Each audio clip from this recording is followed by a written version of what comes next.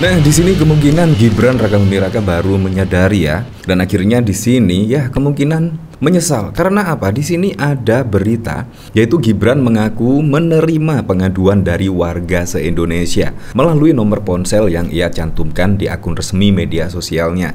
Ya memang, kita ketahui pada waktu lalu itu kalau tidak salah Gibran akan menyelesaikan keluh kesah dari masyarakatnya dan pengaduan dari khususnya warga Solo, yaitu langsung di nomor pribadinya. Kalau tidak salah di situ, bahkan juga di media sosial ada, mulai di Instagram, kalau tidak salah juga ada ya di Twitter. Nah, di situ kemungkinan juga ya kita ketahui Gibran Rakabuming Raka di situ kan pencalonannya menurut saya penuh dengan drama, lika-liku, bahkan juga pamannya di ketua MK saat ini juga sudah dicopot gara-gara melanggar kode etik berat, yaitu apa? Yaitu setidaknya meloloskan gugatan usia minimum capres dan cawapres pada waktu lalu.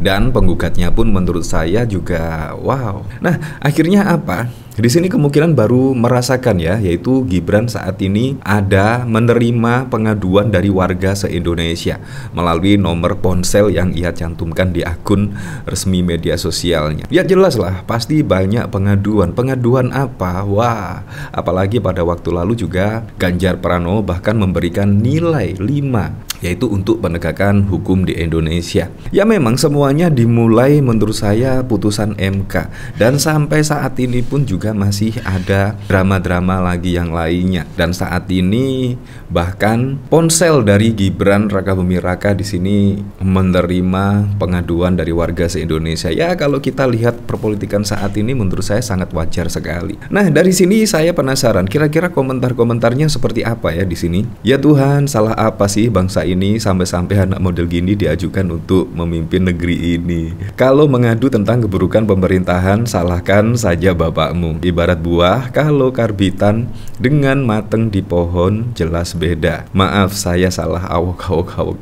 Ya biasanya kan biar rakyat yang menilai seperti apa, maaf saya salah. Jawabannya memang seperti itu. Padahal masyarakat itu ingin jawaban yang berkelas lah. Apalagi saat ini juga menjadi cawapres dari Pak Prabowo Subianto yang berkelas, yang menurut saya yang berlogika lah, bukan saya salah, siapa saya salah, biar rakyat yang menilai. Menurut saya itu jawaban yang sangat klasik sekali, dan masyarakat saat ini juga sudah enek ya melihat jawaban-jawaban seperti itu.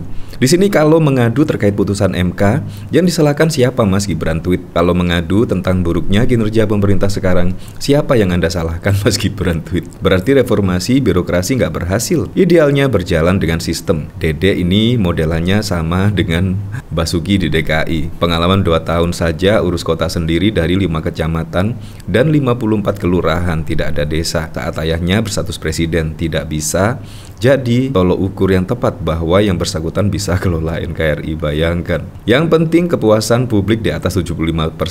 Akal-akalan hukum tetap puas kok, lapangan kerja tetap puas kok, harga-harga naik tetap puas kok, hukum kacau tetap puas kok, korupsi menggulita tetap puas kok.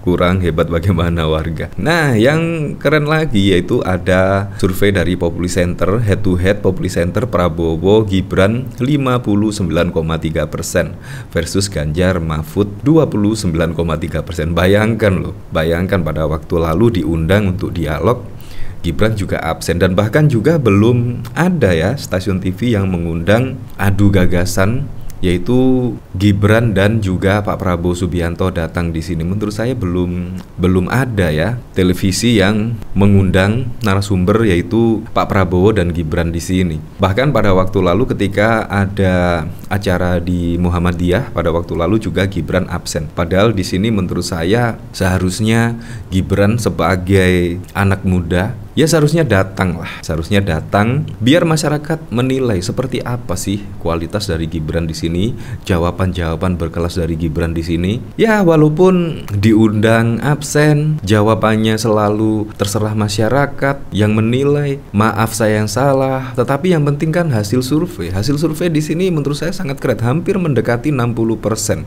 Kalah jauh, bayangkan Ganjar Pranowo dengan Pak Prabowo Subianto sangat kalah jauh sekali. Jadi menurut saya ya langsung dilantik aja lah menurut saya. Nah di sini saya penasaran ya beritanya seperti apa ya, yaitu pasang nomor HP di medsos, Gibran ngaku kebanjiran komplain se-Indonesia. Nah di sini calon wakil presiden nomor urut 2 Gibran mengaku menerima pengaduan dari warga se-Indonesia melalui nomor ponsel yang ia cantumkan. Hal ini ia sampaikan ketika menanggapi keresahan sejumlah influencer di Makassar, Sulawesi Selatan pada 24 November terkait kritik di media sosial. Kalian tahu nomor HP saya di Instagram? Ya, itu biasanya saya pakai buat warga Solo, tapi sekarang kan situasi sudah berubah.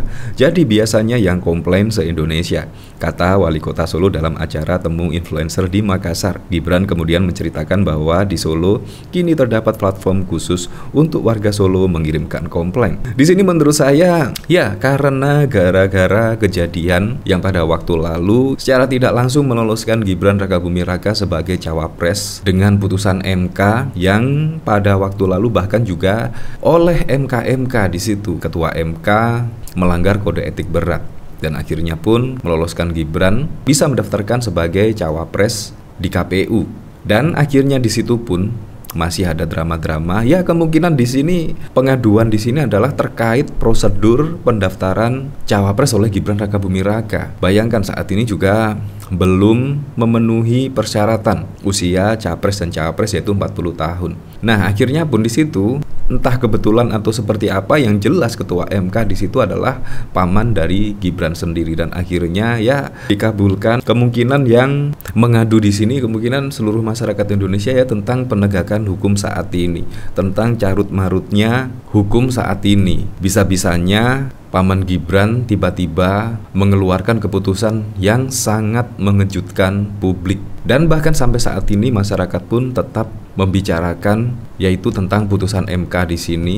Apalagi pada waktu lalu putusan dari MK di situ juga banyak sekali pelanggaran kode etik yang dilakukan oleh paman dari Gibran dan akhirnya menjatuhkan sanksi yaitu paman Gibran di sini dicopot dari jabatan ketua MK dan bahkan tidak bisa menangani sengketa Pilpres pada Pilpres 2024 mendatang. Ya, seperti itulah. Jadi menurut saya yang mengadu di sini ya warga Indonesia menurut saya sangat wajar sekali. Kemungkinan menyesal kira-kira Gibran. Menurut saya sih enggak ya. Ya walaupun itulah untuk Pilpres 2024 mendatang semua saja berjalan dengan aman, berjalan dengan lancar dan yang paling penting berjalan dengan jujur dan juga adil.